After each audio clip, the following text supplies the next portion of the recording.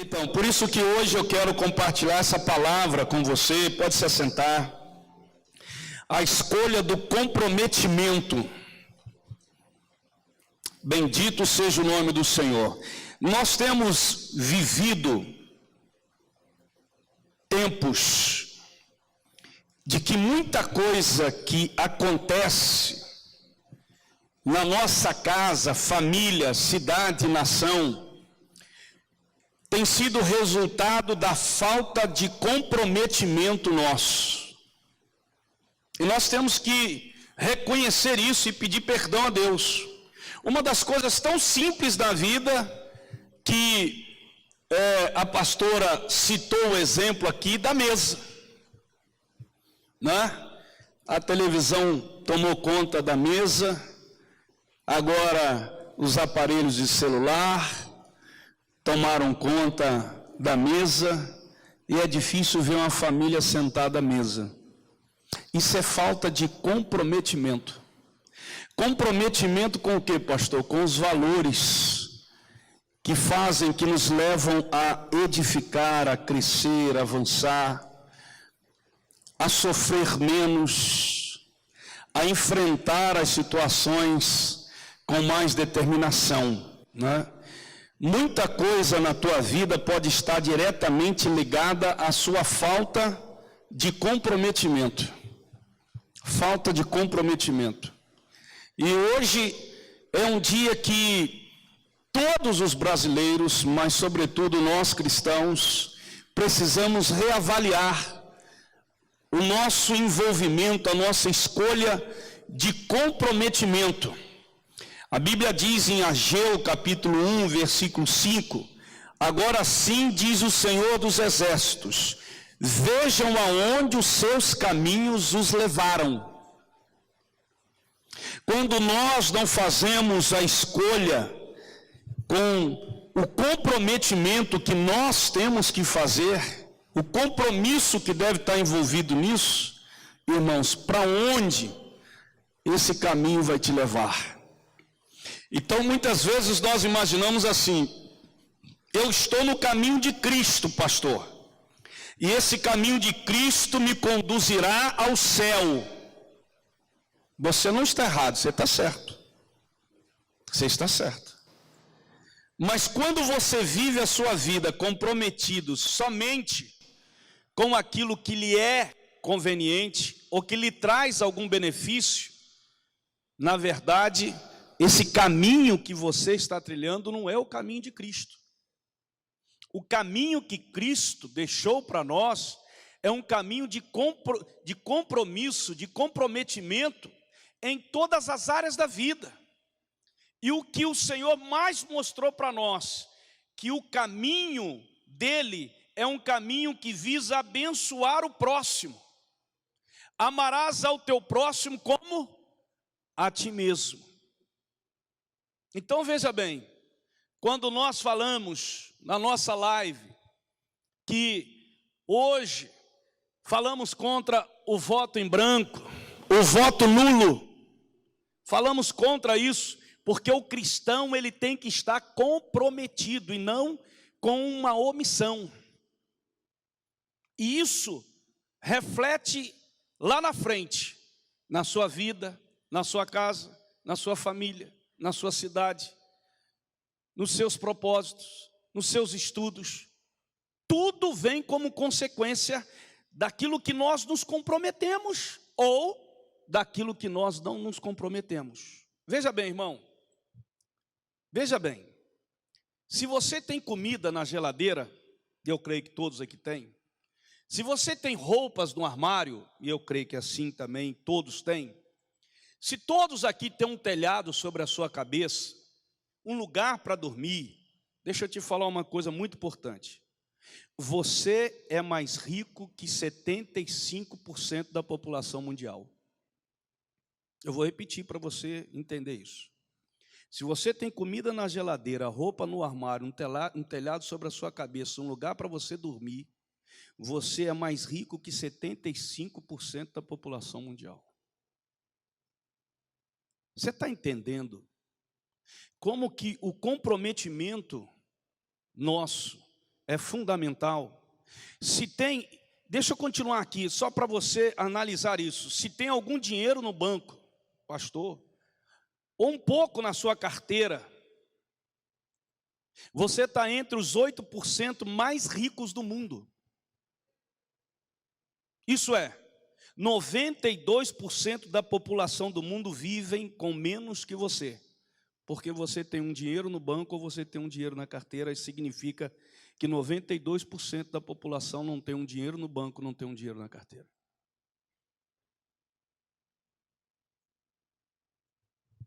Se você nunca experimentou o perigo de uma batalha, a solidão de um cativeiro, a agonia e a tortura e a dor da fome, você está à frente de 500 milhões de outras pessoas no mundo, que hoje sofrem, estão num cativeiro, sofrem a agonia da tortura, a dor da fome e uma batalha de solidão. Perceba, isso é muito sério. Se você frequenta hoje uma igreja, sem medo de ser importunado, sem medo de ser preso, sem medo de ser torturado, sem medo de ser morto, você é mais abençoado do que 3 bilhões de pessoas no mundo. Significa que 3 bilhões de pessoas no mundo, elas não podem frequentar uma igreja sem que elas sejam importunadas, presas, torturadas ou até mesmo mortas. São dados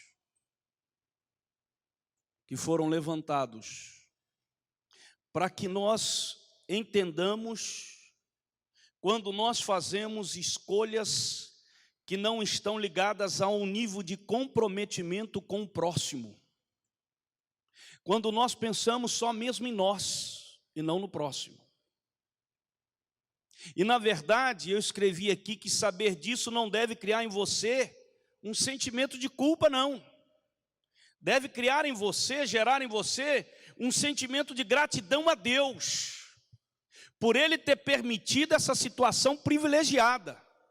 Mas é preciso que você esteja incomodado com esses dados. Com esses dados. É preciso. A culpa deve ser a de ignorarmos homens, mulheres, crianças desse mundo que não têm o que nós temos. E olha que eu vou falar uma coisa só com 2 lábios, o que eu já levei de pedrada, irmão. Mas eu não vou deixar de falar daquilo que eu tenho visto e ouvido da parte do meu Deus. Gostem ou deixem de gostar. Perceba muito bem isso. Perceba muito bem isso. Gastar a maior parte de nosso tempo, de nosso dinheiro, de nossos recursos, apenas conosco mesmo e com a nossa família, isso sim deve nos levar a uma culpa legítima. Quando nós não partilhamos com aqueles que mais precisam daquilo que Deus tem nos dado. Por isso que eu quero aqui trazer um termo para você que significa rendição. Rendição significa se entregar. Significa admitir que você precisa mudar o seu foco. De parar de lutar, de se autodefender, de se autossatisfazer. E eu convoco você a se decidir, a se comprometer com Deus e com o reino de Deus.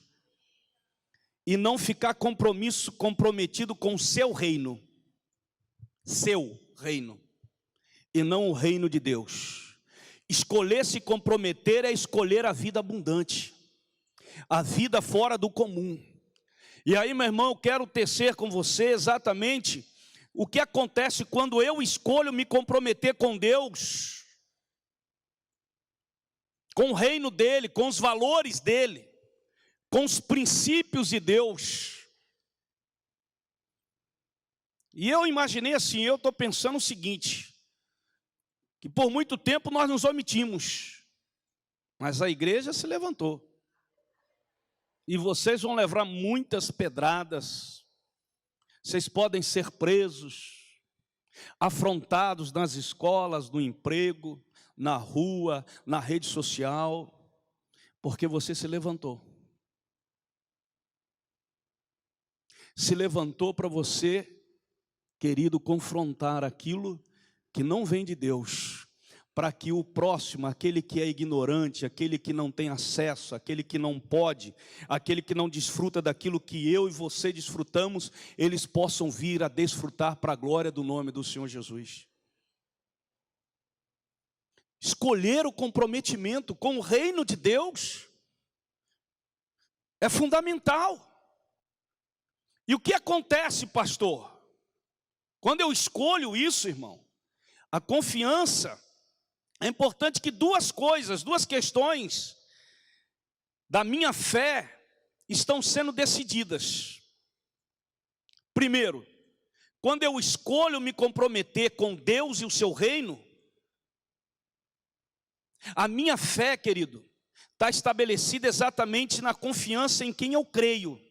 A Bíblia diz em Deuteronômio: pois o Senhor vosso Deus é o Deus dos deuses, e o Senhor dos senhores, o Deus grande, poderoso e temível. A segunda coisa, quando eu me comprometo, irmão, que estabelece a minha fé, o fundamento da minha vida, é a confiança a quem eu pertenço. A quem você pertence? E a Bíblia diz, em Efésios 2,19, portanto, vocês já não são mais estrangeiros nem forasteiros, mas vocês são concidadãos dos santos e membros da família de Deus. Diga: eu sou membro da família de Deus. Diga: eu sou membro da família de Deus. Amém? Eu vim para que vocês tenham vida e a tenham em abundância. Louvado seja o nome do Senhor. Bendito seja o nome do Senhor. Então o que implica, pastor? Quais são os aspectos que implicam na minha vida quando eu me comprometo, faço a escolha certa, me comprometendo com Deus e o reino de Deus? Simples. Primeira coisa, você tem que abrir mão, você quando escolhe isso, você abre mão do orgulho pessoal. Pois quem quiser salvar a sua vida, a perderá, mas quem perder a sua vida por minha causa, este a salvará. Então, meu irmão, quando você se escolhe se comprometer com Deus e o seu reino, você está escolhendo abrir mão do seu orgulho pessoal. Ou seja, eu não quero salvar a minha vida, eu quero perder a minha vida por causa do evangelho que eu estou vivendo. Louvado seja o nome do Senhor. E aí eu volto a dizer, vocês vão levar pedrada. Pessoas vão abandonar você. Pessoas vão perseguir vocês. Por quê, pastor? Porque você resolveu, escolheu se comprometer, abrindo mão do seu orgulho pessoal. Você não quer salvar a sua vida. Você quer perder a sua vida por amor à causa daquele que te salvou. Daquele que hoje você está aqui e tomou do cálice do pão por causa dele. Você está sentado à mesa por causa dele. Você está aqui numa igreja sem ser importunado, preso, torturado por causa dele. Você é um privilegiado.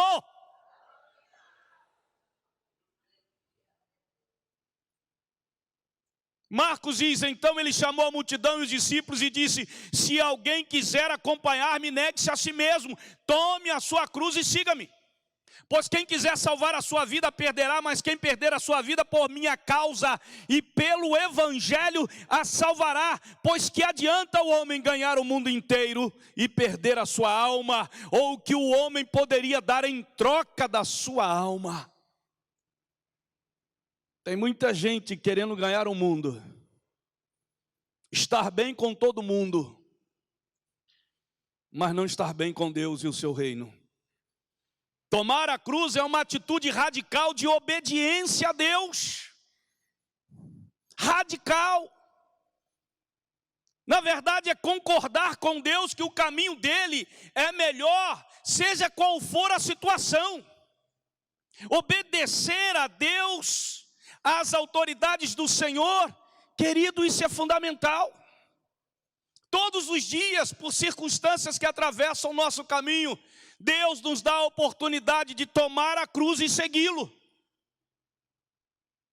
Então, abrir mão do seu orgulho pessoal, quando a pessoa se compromete com Deus e o reino dele, isso implica que ele está abrindo mão do seu orgulho pessoal. Segunda coisa, ele aceita a perspectiva do agir de Deus. Provem e vejam como o Senhor é bom. Como é feliz o homem que nele se refugia. Muitas vezes, irmãos, a maneira de Deus fazer as coisas pode não ser muitas vezes claramente entendida. Eu não entendi, pastor. Mas você deve confiar. Porque tudo aquilo que Deus está fazendo ou venha fazer, sempre vai ser o melhor para você. Sempre vai ser. Mesmo que você não entenda. Então, quando você se compromete com Deus e com o reino dele, querido, você faz essa escolha. Você, na verdade, está dizendo: Senhor, não importa qual seja a ação, o mover do Senhor, como o Senhor vai agir, eu vou aceitar. Posso até não entender, mas eu sei que o Senhor tem o melhor para mim. Terceira coisa importante. Quando você resolve escolher e se comprometer com Deus e o seu reino, isso implica em quê, pastor? Em encarar o mal da minha própria carne. A carne é terrível, irmão. A carne tem hora que dá vontade de matar, né? Tem hora que dá vontade de pegar a cabeça do sujeito. Oh, meu Deus. Na verdade, a carne é assim. A carne quer bater, a carne quer odiar, a carne quer fazer muita coisa. A carne é assim. Olha só o que diz Jeremias. Jeremias diz assim: o coração é mais enganoso que qualquer outra coisa. Olha só. E sua doença é o que, irmão? Tem cura? Não, por isso que Deus disse assim: eu vou tirar esse coração de pedra, vou colocar um coração de carne dentro de vocês. E Jeremias ainda complementa dizendo: quem é capaz de compreendê-lo? Por isso que Romanos diz, Paulo diz em Romanos: pois todos pecaram e estão destituídos da glória de Deus. Porque o nosso coração, ele é enganoso, é incurável. Por isso que tem muita gente, a carne é assim, irmão. A minha carne nunca melhora. Nunca melhora. Não pense que a sua carne vai melhorar, ela não vai melhorar. Ela sempre vai estar ali para destruir, nunca para construir, nunca para abençoar. E Tiago ainda diz assim: cada um, porém, é tentado pelo próprio mau desejo, sendo por este arrastado e seduzido pelo mau desejo. Então esse desejo, tendo concebido, ou seja, desejou, praticou, ele dá à luz o pecado, e o pecado, após de ser consumado, gera morte. Pecado traz morte. Mas confessei, pastor, e deixei. Mas ele vai trazer a consequência. Não tem jeito. Poxa, pastor, mas Deus é misericordioso. Deus não vai deixar acontecer isso comigo. Ele vai anular a consequência. Mas ele te mostrou antes. Antes de você pecar, ele falou que você ia pecar. O teu coração já te disse que você ia pecar. Você foi seduzido pelos desejos da sua carne. Não, pastor, fui seduzido pelo diabo. Não, senhor. Bota a culpa para cima deles, não, tadinho.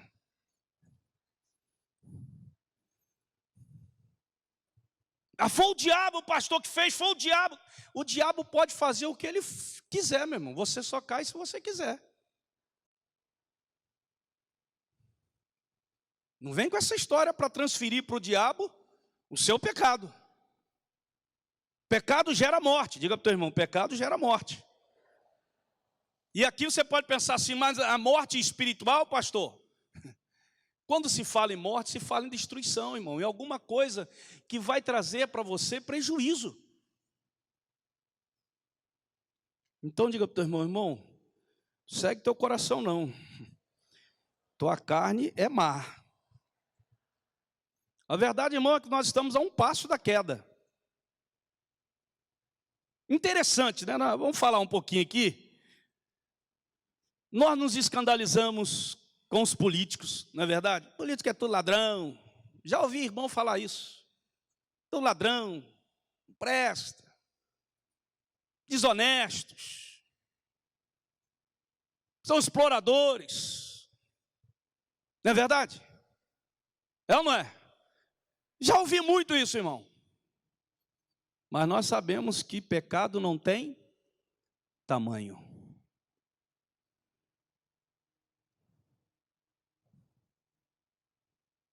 Eles são desonestos, e você?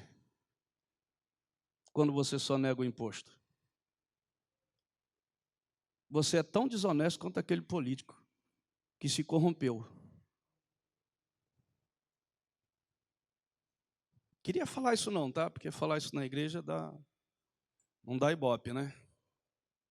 E hoje a galera quer ibope, né? Já turma aí quer ibope. Eu sei disso. Eu pago uma grana todo ano. Divido em 10 vezes o imposto. Por quê? Nós temos essa mania de achar que o pecado do outro, aquele sim deve ser, né? Deus deve tratar mal. O meu pecado, pastor, é pequenininho. O meu pecado perante aquele outro ali, pastor, para Deus é a mesma coisa. Pode ter consequências diferentes, mas para Deus o pecado é o mesmo. Não tem tamanho de pecado, tem diferença de consequências. Então preste bem atenção. Quando eu escolho me comprometer com Deus e o seu reino, eu encaro o mal da minha própria carne. É luta. É troço bravo mesmo, irmão. Eu sei que muita gente durante esse período aí de eleição, né, a carne aflorou. Todo mundo, muita gente querendo um matar o outro. É carne. É vontade. Mas diga para o teu irmão, vontade é uma coisa que dá e passa. Fala para ele aí. Outra coisa, irmão, quando você se compromete, escolhe se comprometer com Deus e o seu reino, isso implica em quê, pastor? Em tomar posição de guerreiro de oração. Bendito seja o Senhor, a minha rocha, que treina as minhas mãos para a guerra, e os meus dedos para a batalha. É guerra, é batalha. Então quando você se compromete com Deus e o reino dele, você está se comprometendo em se transformar em um guerreiro de oração. Agora pergunto eu à igreja, quando a gente fala de oração, eu me lembro da época que a gente tinha 6 horas da manhã aqui, o Alvorada. Que luta que era, porque o povo não tem compromisso com oração, não é guerreiro de oração.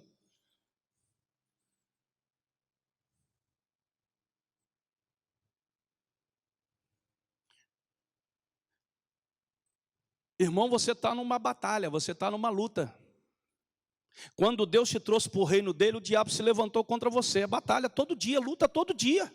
Você tem que entender que quando você escolhe se comprometer com Deus e com o reino dele, você está se comprometendo em tomar uma posição de guerreiro de oração. Provérbios 21:31 diz assim: prepara-se o cavalo para o dia da batalha, mas o Senhor é que dá a vitória. Você prepara, mas Deus é que te dá a vitória. Hoje a igreja estava aberta desde as 8 da manhã até as 5 da tarde. A torre ali, irmãos vindo e orando e clamando pelo Brasil. Você veio? Você veio? Depois você quer que o Brasil seja mudado. Depois você quer, Deus faz isso, Deus faz aquilo. Sabe por quê, irmão? porque não diz respeito a mim. Agora, se o teu filho está passando mal, se você enfrenta um problema, se você já quer que todo mundo ora por mim, pede lá o Ministério de Intercessão para orar pela minha vida, pela minha casa, pelo meu casamento, pede lá fulano para orar, porque meu filho está quase assim, meu esposo está quase assim. É porque você só pensa em você. Você não está nem aí para as outras coisas. Se o Brasil vai melhorar, se não vai melhorar, se vai vir avivamento, se não vai vir, pastor, não estou preocupado com isso. Estou preocupado amanhã, segunda-feira, que vai vencer boleto. E quem te dá condições para você pagar esses boletos, seu incrédulo? Não estou falando para vocês aqui não, estou falando... Porque eu acredito que vocês são crentes em Cristo. Você está entendendo isso, irmão? Em nome de Jesus? Chega uma hora que a gente tem que descer do muro, irmão. É confortável ficar lá,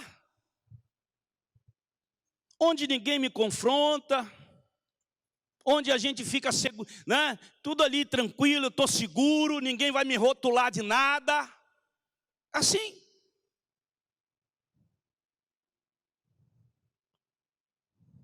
Você tem que descer do muro, irmão, e mostrar quem você é, em nome de Jesus. E nós estamos vivendo tempos em que a igreja não pode se omitir, não pode se esconder, não. A igreja tem que descer do muro, tem que levar paulada, a igreja tem que ser realmente a luz para o mundo, o sal para a terra. A igreja somos nós, em nome de Jesus. Você não pode ficar lá na tua escola, na tua faculdade, achando que toda aquela besteirada que está sendo dita por determinados professores é normal, é natural. Não, você vai confrontar. Ah, pastor, mas aí vai acontecer isso. Você vai confrontar por causa da palavra que você crê. Em nome de Jesus, não é a ideologia que você defende, é a palavra da fé, a palavra da verdade que você, meu querido, abraçou, que você escolheu se comprometer. Se você escolheu se comprometer, meu irmão, então você tem que agir. Você não pode ficar em cima do muro. Eu escolhi me comprometer com aquela mulher que estava aqui ministrando a ceia, 33 anos. Então eu não posso ficar em cima do muro, eu tenho que ir à luta, eu tenho que me confrontar, eu tenho que buscar a verdade, eu tenho que batalhar. Agora, muitas vezes a gente fica assim, né?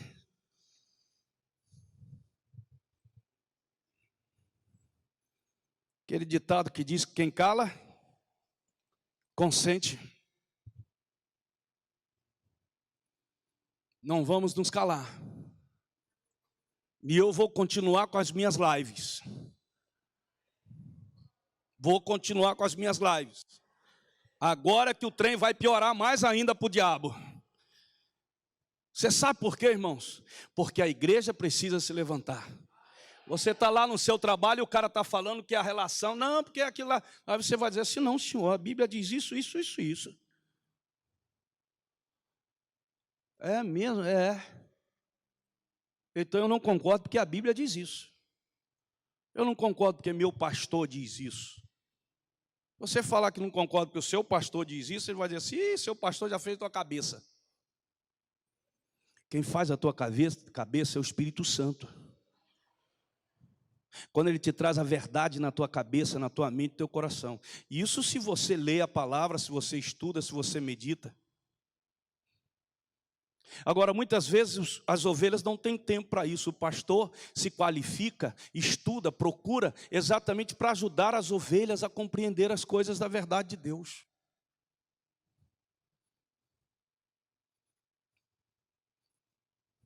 Você está entendendo isso, irmão?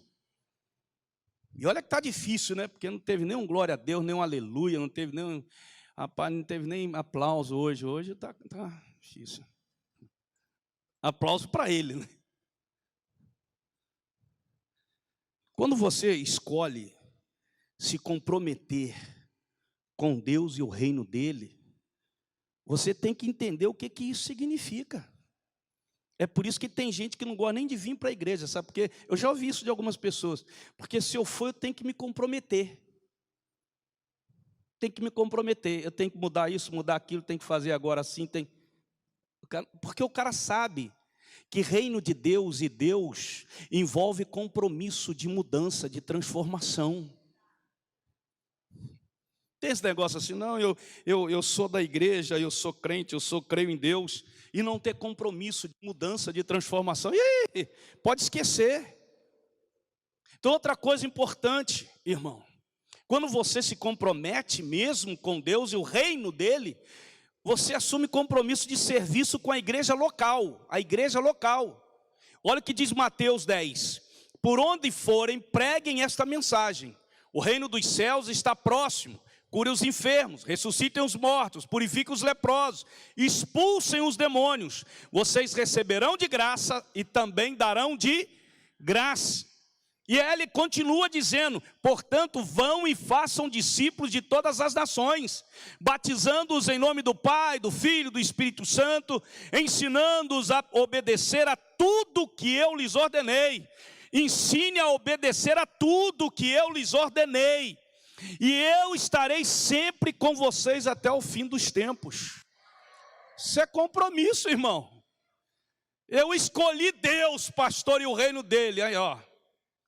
Então você escolheu se tornar um discipulador, um ganhador de vidas. Você escolheu enfrentar os demônios que aparecem.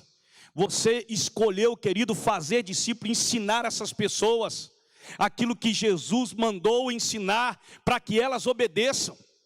Você está fazendo isso? Isso é compromisso. Você entende então, porque muita gente tem dificuldade de se comprometer, de estar realmente no reino de Deus? Uma outra coisa que implica estarmos ali nos comprometendo com Deus e o reino dele, exercer o dom da presença. O que é isso, pastor? Mateus 1:23 diz assim, a virgem ficará grávida e dará à luz um filho, e lhe chamarão Emanuel, que significa o quê? Deus conosco. O que o senhor quer dizer, pastor, com o dom da presença? O dom da presença é quando você se oferece a estar presente. Eu quero estar presente. Estar perto faz muita diferença. Não, eu liguei para ele, vai lá na casa dele. Eu passei um zap para ela, vai lá na casa dela. A presença, irmão, é insubstituível. Eu amo fulano está lá 10 mil quilômetros de distância. O trem não vai dar certo. O que dá certo é quando você está presente. Eu entendo quando pessoas estão em casa e estão participando do culto, melhor, estão vendo o culto, né, pelo canal da igreja às 19 horas, quando essa pessoa está doente, quando essa pessoa está impossibilitada, mas quando essa pessoa pode estar presente, pode perguntar a qualquer um se é a mesma coisa quando você está em casa e quando você está aqui. A presença não é substituída. Então o necessitado, ele precisa, irmão, da presença. Amém? O dom da presença. Ah, pastor, porque eu vou dar dinheiro para poder vocês fazerem isso para mim? Isso é muito fácil. O que as pessoas querem é o calor, é a presença, é o abraço, é a palavra ali próxima dele, junto dele. É isso que as pessoas precisam. Você está entendendo isso, irmão? Quando a gente vai num centro de recuperação, fomos lá, né? Quando a gente vai num centro de recuperação, o que a pessoa precisa? A gente olha lá 20, 70 homens, sabe? Precisando de quê? Precisando só da presença de alguém para dar um abraço neles e falar assim, olha, conte comigo. Irmão, o reino, mas pastor, não tem um tempo. É aí que está. Você não tem tempo para o próximo, você só tem tempo para você.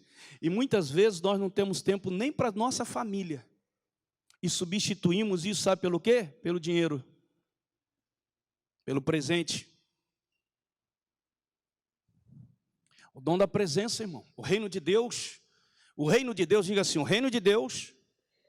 Diga, o reino de Deus não é virtual, é presencial. Jesus falou que Ele estaria conosco. Ele está aqui. Amém? Deus conosco, eu vou estar com vocês todos os dias da vida de vocês. Ele prometeu. Presença. Não, vocês podem fazer que eu vou estar lá no céu intercedendo por vocês. Então é muito importante isso. Se comprometer, estar presente. Por isso que muitas vezes nós estamos o quê? Presentes. Ah, pastor, não, meu irmão, nós temos que estar presente. Se está lá, o cara está lá no hospital, né? Você já foi no hospital onde tem uma ala, onde pessoas estão ali que os familiares já abandonaram? Não, pastor, eu não tenho tempo. Pois é, esse é o problema da igreja, irmão. Porque quando você tem tempo, você não pensa nisso, você pensa em você primeiro. Eu já fui no hospital, quando eu vou no hospital, normalmente faço isso. Eu tiro um tempinho para ir numa ala onde, e até pergunto à enfermeira, quem aqui que está internado, que a família não vem, tá? Essa senhora tem esse ali, esse ali, esse ali. Aí eu vou lá para fazer uma oração, para ministrar uma palavra de ânimo àquela pessoa e dizer para ela assim: Deus não te abandonou, por isso eu estou aqui, porque Ele não te abandonou. A igreja precisa entender isso. Isso é reino de Deus, irmão. Isso é reino de Deus. Ah, mas é bom quando a igreja faz o programa, né, pastor? Eles esperam o programa, né? Se a igreja não faz o programa, eles não fazem aquilo que Deus mandou. Não, isso não precisa de programa não, irmão. Amém? Não precisa de programa, vai fazer. A igreja tem um monte de gente aí, graças a Deus, tem gente aposentada, tem gente que não trabalha o dia todo. Ó, vamos programar para a gente no hospital tal. Vamos lá, vamos visitar. Vamos estar presente. Em nome de Jesus. Você acha que você não faz falta no culto quando você não vem? Faz. A tua ausência é sentida quando você não está presente. Você acha que não, né? Ninguém vai sentir a minha ausência, pastor. Mentira. Claro que as pessoas vão sentir a sua ausência, porque você é importante para a igreja, você é importante para o Senhor. Deus te ama e tem a igreja que te ama, porque essa igreja é do Senhor. E para finalizar, querido, escolher se comprometer com o reino de Deus e com Ele é parar de falar e começar a agir. Filhinhos, não amemos de palavra, nem de boca, mas em ação e em verdade. É preciso ir, irmão. É preciso ver o que está acontecendo. Falar é muito bom, mas agir é que corrobora aquilo que a gente fala. Você precisa falar, você precisa agir em nome de Jesus. Bill Hybels diz que a igreja local é a esperança do mundo. É a igreja que é a esperança do mundo. Em nome do Senhor Jesus, irmão. Aleluia. É a igreja. Ontem eu passei numa praça, vindo lá de Vitória, passei numa praça, eu vi um grupo de irmãos. Tinha lá umas 10 irmãs do cloquezinho. E um pastor com a roupa social, com a caixinha de som, um microfone, e pregando a palavra, e elas com uma faixa, dizendo: Jesus te ama. São as coisas simples. Nós precisamos parar de falar e começar a agir mais, como igreja. Nós estamos num ano de aceleração, irmão. E para mim, Deus está me dizendo que esse ano de aceleração não é um ano em que a igreja retém, é um ano que a igreja, ela avança. É um ano que a igreja vai determinar muita coisa. É um ano que a igreja se levanta, é um ano que a igreja começa a ir, é um ano que a igreja começa a ser pedrejada, é um ano que a igreja começa a ser confrontada, é um ano que a igreja começa a ser perseguida. Então daqui para frente a igreja no Brasil, ela não vai estar mais acomodada, ela vai estar acelerada, porque coisas grandes estão para acontecer no Brasil. A igreja, essa igreja, é a igreja que vai estabelecer isso, a igreja do Senhor. E nós fazemos parte como igreja local do Senhor, em nome de Jesus. Em nome de Jesus. Esses dias eu ouvi de um irmão que disse assim: pastor Marco Aurélio, interessante como que o tema que Deus dá para a igreja, ele influencia a nossa vida. Eu disse, influencia porque é dele. Deus não dá nada a nós sem propósito não, irmão.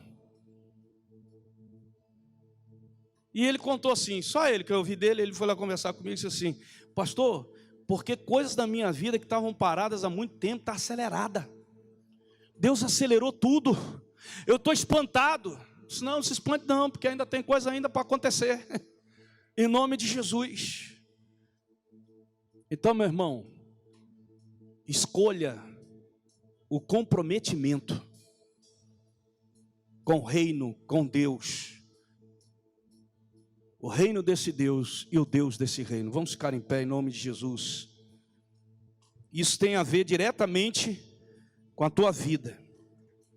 Porque Paulo disse aos irmãos em Gálatas: eu fui crucificado com Cristo. Assim a vida que agora eu vivo, eu a vivo na fé do Filho de Deus. Não é mais no meu conhecimento, não é mais na minha força, não é mais no meu entendimento.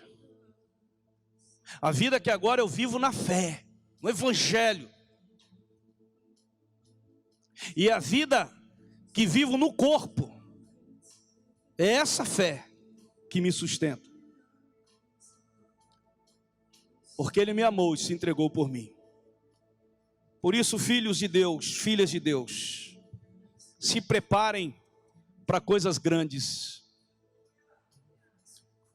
Vou falar aqui para você, você está vivendo o melhor tempo da igreja no Brasil.